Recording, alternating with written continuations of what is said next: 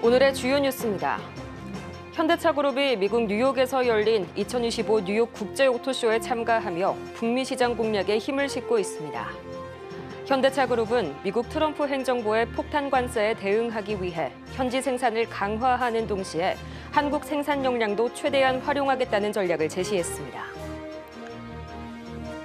경기도 광명 신안산선 복선전철 지하터널 공사 현장 붕괴 사고로 실종됐던 50대 노동자가 사고 엿새째인 어제 숨진 채 발견됐습니다. 알고 보니 포스코 ENC는 지난해 신안산선 현장에서 이미 노동자 한 명이 숨지는 사고가 발생했는데 이번에도 사고를 막지 못했습니다. 팀앤 모빌리티가 2020년 말 SK텔레콤에서 독립할 당시 2025년 기업 공개를 약속한 기한이 다가왔습니다. IPO 성공을 위해선 흑자 전환이 우선인데 수년째 적자가 지속되고 있어 약속을 지키는 게 쉽지 않아 보입니다. 국내 새벽 배송 1세대의 컬리가 창업 10년이 지났지만 아직 단 한 번도 연간 흑자를 기록하지 못하고 있습니다. 창업자 김슬아 대표는 물류 구조를 재편하는 등 적자 탈출을 위해 노력하고 있지만 답이 보이지 않는다는 평가가 나옵니다.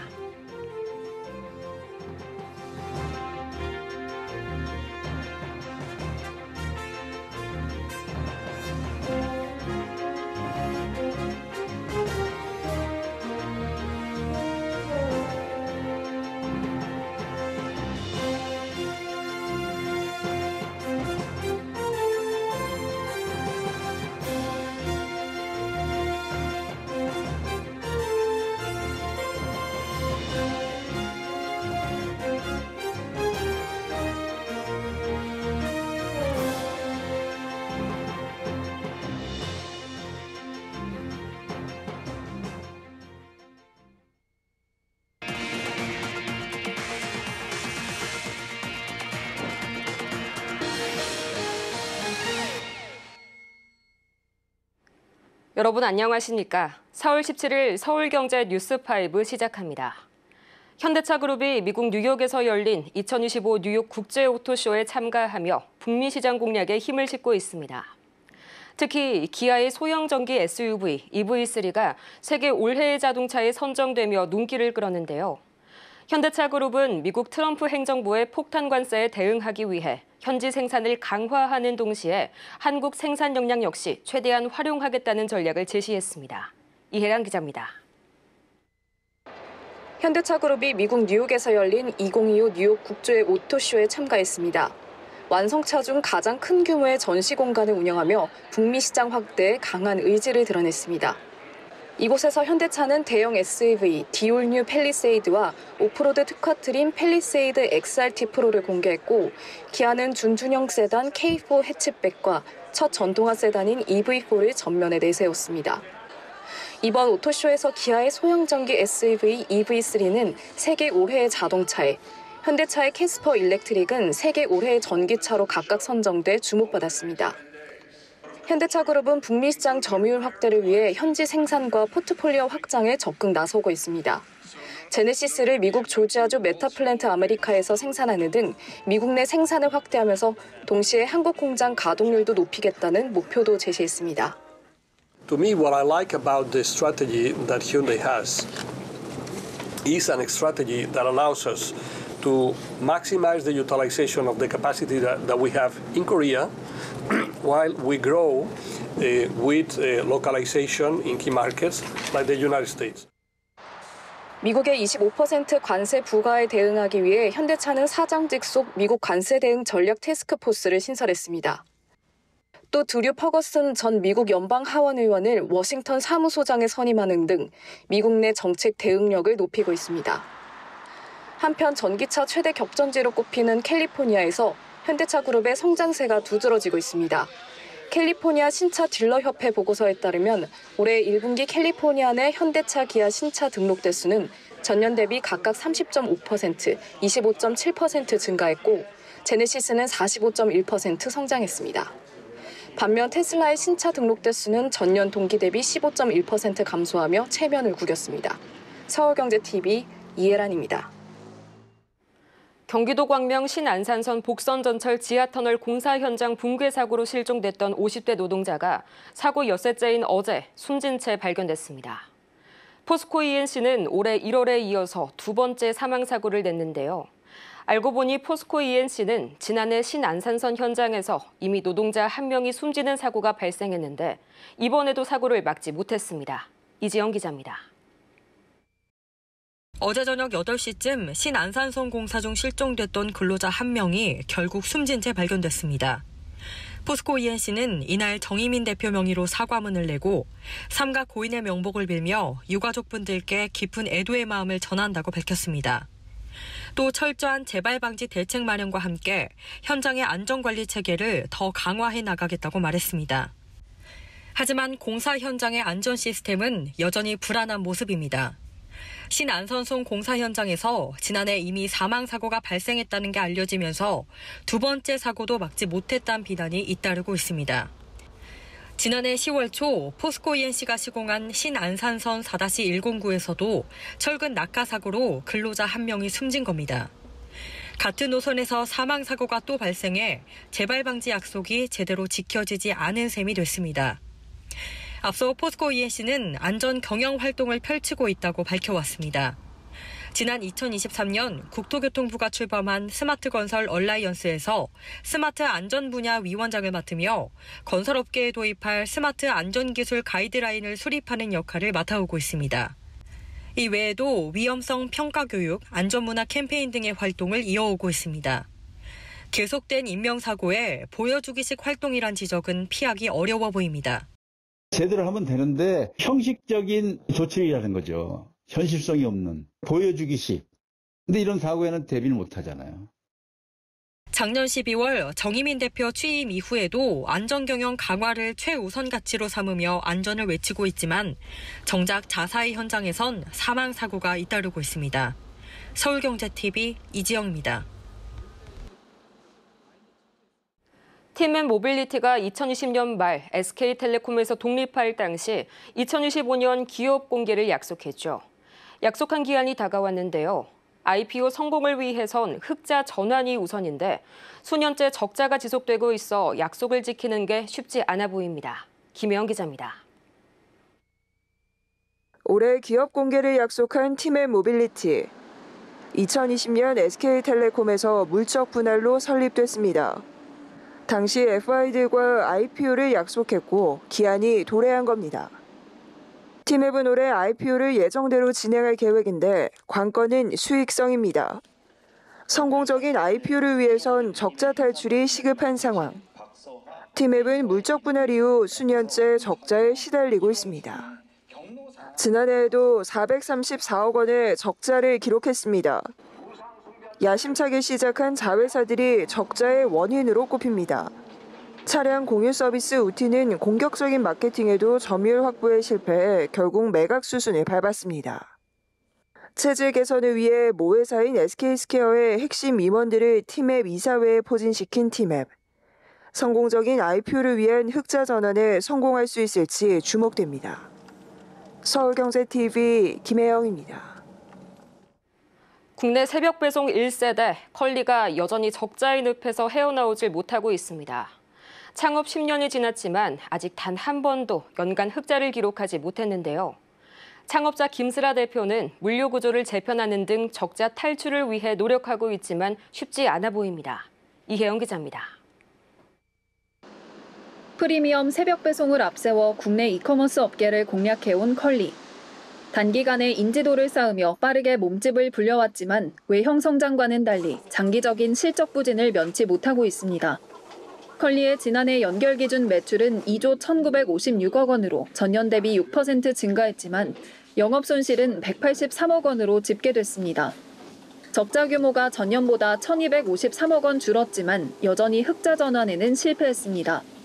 지난 2014년 12월 설립된 이후 10년 연속 적자 행진입니다. 업계에선 컬리가 매출이 늘어도 비용이 따라붙는 변동비 구조를 해결하지 못한 점을 문제로 꼽습니다.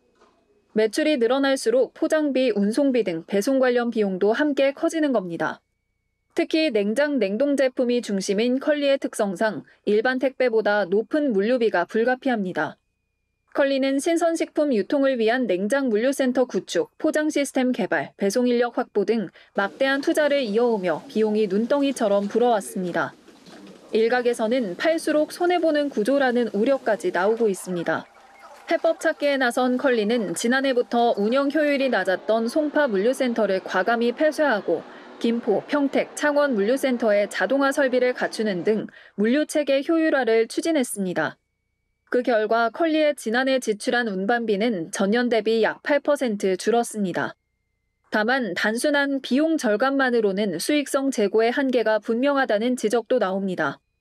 컬리는 지난 2022년 좌절됐던 기업 공개를 재추진할 것으로 관측됩니다. 재무 건전성과 수익성 개선이 필요한데 시장의 신뢰를 회복할 수 있을지 관심이 모입니다. 서울경제TV 이혜연입니다. 최근 챗 GPT를 활용해 인물 이미지를 지브리 만화 느낌으로 바꾸는 일명 지브리 풍놀이가 선풍적인 인기를 끌었죠. 이미지 변환 기술은 네이버와 같은 국내 기업들도 충분히 구현할 수 있는 수준이라는 분석이 나오는데요. 그러나 인공지능 생성물에 대한 국내 저작권 기준이 모호한 탓에 우리 기업들은 서비스의 윤곽도 잡지 못하고 있습니다. 이수빈 기자입니다. 챗GPT를 활용해 지브리 만화 느낌의 이미지를 제작하는 지브리 풍놀이. 최근 국내외 SNS에서 화제를 모으며 선풍적인 인기를 끌었습니다. 지브리풍에 이어 인물 이미지를 플라스틱 팩에 포장된 바비 인형 피규어처럼 만드는 피규어풍도 등장하기 시작했습니다. 그런데 국내 기업인 네이버에게는 이러한 유행이 달갑지 않은 모습입니다. 국내에서는 AI로 만든 생성물에 관한 저작권 규정이 모호해 이러한 서비스를 적극적으로 출시하기 어렵기 때문. 현재까지 국내에서 AI 생성물과 관련한 규정은 문화체육관광부가 내놓은 생산형 AI 저작권 안내서뿐입니다. 안내서에 따르면 AI를 통해 만든 생성물은 저작권을 인정받을 수 없습니다. 저작권법상 저작물은 인간의 사상 또는 감정을 표현한 창작을 의미한다는 이유에서입니다. 다만 AI 생성물의 추가 작업을 통해 인간의 창작성이 더해진 경우 저작물성을 인정할 수 있도록 돼 있습니다. 문제는 그림체, 즉 화풍에 대한 저작권 기준이 모호하다는 겁니다. 현재 규정은 화풍이나 스타일에 대한 저작권 주체에 관해 명확한 기준이 없는 상황. 이 때문에 국내 기업들은 자사 지적재산이 아닌 지브리, 바비와 같은 그림체를 AI 서비스에 활용하기 난감한 입장입니다. 저작권 주체에 대한 규정이 불명확한 탓에 국내 기업들은 관련 기술을 갖추고 있어도 서비스를 출시하기 어렵습니다. 실제 네이버는 자사 IP인 네이버 웹툰 작가들의 그림체로 이미지를 변환시키는 캐리커처 서비스를 출시한 바 있습니다. 네이버가 AI를 통해 이미지를 변환시키는 기술을 이미 가지고 있는 겁니다. AI 이미지 생성이 계속 인기를 끌며 이용자를 빼앗기고 있는 국내 AI 업계. 업계에선 AI 생성물에 관한 명확한 규범이 만들어져야 기업들이 관련 서비스 출시에 윤곽을 잡을 수 있을 거란 목소리가 나옵니다. 서울경제TV 이수빈입니다. 이달 기준금리가 동결되면서 다음 달 기준금리 인하 가능성이 높아졌습니다. 보험사 중에서도 이 생명보험사들은 운용자산의 규모가 크기 때문에 금리의 영향을 많이 받는데요. 국내 생명보험사 빅3는 굴리는 자산 규모가 466조 원을 넘는 만큼 자산 운용 전략에 고심이 깊어지고 있습니다. 김도하 기자입니다. 빅3로 불리는 국내 상위 생명보험사들은 지난해 투자 손익에 힘입어 실적 개선에 성공했습니다. 본업인 보험 손익은 부진했지만 자산을 잘 운용한 덕에 수익이 늘어난 겁니다. 하지만 지난 2월 기준금리가 낮아진 데 이어 추가 인하 가능성이 커지면서 자산 운용에 비상이 걸렸습니다. 보험사들은 보험금을 굴려 수익을 내야 하는데 기준금리가 인하되면 채권 등의 투자 수익률이 하락하기 때문. 특히 손해보험사보다 생명보험사의 타격이 더 큽니다. 생명보험사는 가입 기간이 긴 보험 상품이 많아 자산 듀레이션보다 부채 듀레이션 증가폭이 가파르게 올라가기 때문입니다.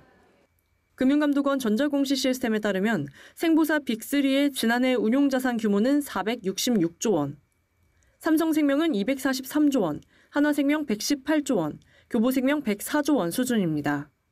이들의 총 자산 대비 운용자산 비중을 보면 삼성생명은 97.58%, 한화생명 90.32%, 교보생명 96.88%에 달합니다. 수백조 원의 자산을 굴리는 상위 생보사들은 추가 금리 인하가 유력해지면서 타격이 더욱 클 수 있다는 우려가 나옵니다. 운용자산으로 이익을 내던 구조 자체가 흔들릴 가능성이 높아진 겁니다. 이에 삼성생명은 조직 개편으로 선제 대응에 나서기도 했습니다. 삼성생명은 지난해 말부터 자산운용 부문 내 연금사업 총괄부서를 신규 편입했습니다. 연금과 운용을 연계해 자산부채 관리를 정교화하려는 의도로 풀이됩니다. 금리 인하기에 진입하면서 생보사의 경쟁력이 자산운용 전략에 달렸다는 분석이 나옵니다. 서울경제TV 김도아입니다. 지난해 대출금리 인상을 압박한 금융당국 영향으로 이 예대금리 차가 확대됨에 따라 국내 금융지주사 10곳이 총 24조 원에 육박하는 수익을 올렸습니다. 올해도 금융지주사들의 최대 실적 경신이 전망되는데 이에 더해 당국은 금융권 규제 속도를 올리고 있습니다. 이연아 기자입니다. 금융감독원은 16일 2024년 금융지주회사 경영실적 발표에 따르면 10개 금융지주사들의 연결 당기순이익 규모는 전년 동기 대비 10.8% 증가한 23조 8,478억 원입니다. 업권별 이익 비중을 보면 은행이 59.8%로 가장 크고 보험과 금융투자가 10%대, 여전사가 9.4% 수준입니다. 지난해 금융지주사의 역대급 순이익 기록에 1등 공신인 은행의 당기순이익은 16조 3천억 원으로 1년 사이 1조 원이 증가했는데 이는 지난해부터 가계부채 관리 명목으로 은행권을 향해 대출금리 인상을 압박한 이복현 금융감독 원장의 발언 등 당국 영향력이 상당했다는 분석이 나옵니다. 실제 이 원장은 지난해 7월 임원회의를 시작으로 가계대출 금리 관련 발언을 30차례 가까이 하면서 대출금리 인상을 압박했고 결국 금융권 최대 리스크는 이복현의 입이란 비판을 받으며 지난해 국회 정무위원회 국정감사에서 사과한 바 있습니다. 미국 상호관세 부과 등 대내외 불확실성 증가 등의 영향으로 경기 하방 압력이 커졌지만 올해도 금융지주사들의 최대 실적 경신이 전망됩니다. 금융정보업체 FN가이드에 따르면 4대 금융지주의 올해 1분기 연간 당기순이익 전망치는 17조 6,197억 원으로 전년 대비 6.6% 증가할 것으로 집계됩니다. 여기에 당국이 금융지주사 대상 규제 완화의 속도를 올리면서 수익 다각화에 힘을 실어주고 있습니다. 금융위원회는 지난 13일 금융지주회사법 개정안 입법 예고를 통해 25년 만에 금융지주사의 핀테크 기업 지분 보유를 현 5% 제한해서 15%로 확대한다고 밝혔습니다. 올해 금융위 주요 업무 추진 계획을 보면 금융권 전반에 걸쳐 새로운 금융상품 개발과 신규 거래 허용을 예고했는데 디지털 전환 가속화 등 현 시장 변화를 반영해야 한다는 이유로 금산분리 완화에 시동을 거는 조짐이 보이고 있습니다. 서울경제TV 이연아입니다. 올해 들어 국내 건설사 9곳이 법정관리 신청에 나설 정도로 건설 경기 불황이 이어지는 가운데 업황을 직접적으로 반영하는 업종지수도 계속해서 바닥을 기고 있습니다. 7월 위기설까지 나오는 상황 속에서 주요 건설사들의 목표 주가가 속속 하향되는 등 주식시장에서 더욱 외면받는 분위기입니다. 김보영 기자입니다. 레고랜드 사태의 충격이 프로젝트 파이낸싱 우려로 번지면서 지난 2023년 하반기 이후 건설업종 관련 주가는 바닥을 기고 있습니다. 이 기간 KRX 건설지수는 14.21%, 코스피 200 건설지수는 7.15% 하락했습니다. 지수엔 현대건설, 삼성 E&A, 한전기술, DL-ENC, GS건설, 대우건설 등이 포함되어 있습니다. 올해 1월 신동아건설과 대저건설에 이어 2월 삼부토건과 안강건설, 대우조선해양건설, 삼정기업, 지난달 벽산엔지니어링, 이달 이화공영까지 올해 들어서만 국내 건설사 9곳이 회생 절차를 신청하는 등 업황이 나날이 악화일로를 걷고 있기 때문. 향후 건설사 주가가 반등할 수 있을지에 대해서도 의문부호가 생깁니다. 나이스 신용평가의 건설사 리스크 분석 보고서에 따르면 올해 시공능력 순위 상위 100개 건설사 가운데 부실 징후를 보이는 기업은 15개로 증가율이 가파른 상황. 4월 위기설에서 7월 위기설까지 등장하면서 투자자들의 공포는 가중되는 분위기. 오는 7월 스트레스 DSR 3단계가 시행되면 미분양 사태가 더 심각해질 것이란 위기감입니다. 증권업 기업금융 경쟁력 제고 방안인 부동산 채무 보증과 대출에 대한 NCR 가중치 세분화 등으로 자금 유입 감소도 예상됩니다. 1분기 건설사 및 자재 업종들의 실적에 대한 기대도 크지 않은 상황이라 금융투자업계에서도 주요 건설사의 눈높이를 하향 조정하고 있습니다. 이달 들어 하나증권, 미래에셋증권, 한화투자증권 등이 GS건설의 목표 주가를 하향했고 유한타증권은 삼성물산의 목표 주가를 낮춰 잡았습니다. 서울경제TV 김보현입니다. 국내 저비용 항공사들이 일본 소도시 취항에 적극 나서고 있습니다. 남들이 가지 않거나 한적한 곳을 찾는 여행 수요가 늘면서 이 같은 여행객을 공략하는 모습인데요. 항공업계의 경쟁이 치열해지고 있는 가운데 국내 LCC들이 단거리 노선 다양화로 수익성 확보에 힘을 쏟고 있습니다. 고원희 기자입니다. 국내 LCC들이 일본 주요 도시 외에 소도시까지 취항을 확대하고 있습니다. 남들이 가지 않거나 한적한 곳을 찾는 여행객이 늘자 여행 수요 공략에 나선 겁니다. 이스타항공은 지난해 12월 인천에서 도쿠시마 노선과 부산에서 구마모토 노선에 신규 취항했습니다. 진에어는 인천에서 기타큐슈와 미야코지마, 이시가키지마, 다카마스 4개 노선을 운항하고 있고 티웨이 항공도 인천에서 구마모토 노선 운항을 시작으로 인천에서 사가 노선을 운항 중입니다. 에어서울은 다카마스 노선 외에도 요나고 노선을 운항하고 있습니다. 항공업계 관계자는 새로운 곳을 찾는 여행 트렌드가 확대되면서 소도시를 찾는 관광객들이 계속 증가하고 있다고 분위기를 전했습니다. 일본 지자체들은 항공사가 활용할 수 있는 마케팅 지원금을 비롯해 한국 관광객을 대상으로 무료 이동, 할인 혜택도 주고 있습니다. LCC 입장에선 소도시 노선은 단독인 경우가 많아 비교적 경쟁이 덜하고 신규 시장을 개척해 새로운 수익을 창출할 수 있다는 이점이 있습니다.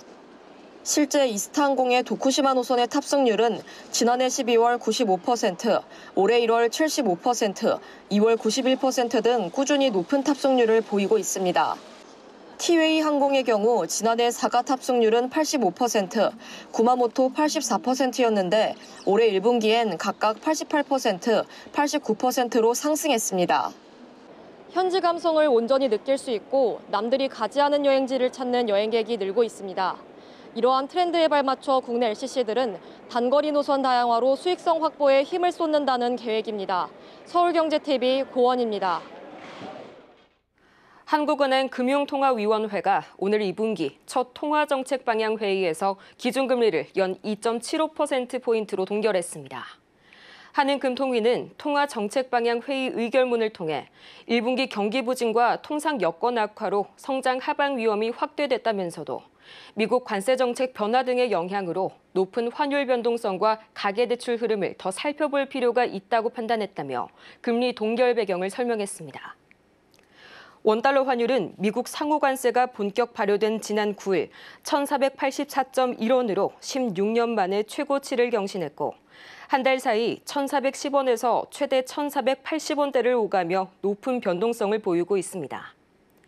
앞서 한은금통위는 지난해 10월과 11월 두 차례 연속 기준금리를 0.25%포인트씩 인하했고 올해 1월 숨고르기 동결을 거쳐 2월 또다시 0.25%포인트 금리 인하를 단행했습니다. 삼성전자가 올해 1분기 글로벌 스마트폰 시장에서 점유율 1위를 기록했습니다. 시장 조사업체 카운터포인트 리서치에 따르면 올 1분기 삼성전자의 글로벌 스마트폰 점유율은 20%로 19%를 기록한 애플을 따돌렸습니다. 금융감독원이 한화 에어로스페이스의 유상증자에 다시 제동을 걸었습니다. 금감원은 유상증자 규모를 3조 6천억 원에서 2조 3천억 원으로 줄이기로 정정한 한화 에어로의 유상증자 증권신고서에 다시 정정을 요구했다고 밝혔습니다. 공정거래위원회가 객관적 근거 없이 친환경 제품이라고 홍보해 철강 자재를 판매한 포스코와 포스코홀딩스의 시정명령을 내렸습니다. 포스코는 자사 프리미엄 건설 자재 브랜드인 이노빌트 인증을 받은 제품을 친환경 제품 강건재라고 광고한 바 있습니다. 금호타이어가 지난해 론칭한 전기차 전용 타이어 브랜드 이노뷰의 마케팅 전략을 1년 만에 수정했습니다. 전기차 전용 타이어로 출시했지만 길어지는 캐즘에 내연기관차와 하이브리드를 모두 소화할 수 있는 타이어 브랜드로 방향을 틀어 판매하겠다는 방침을 세웠습니다.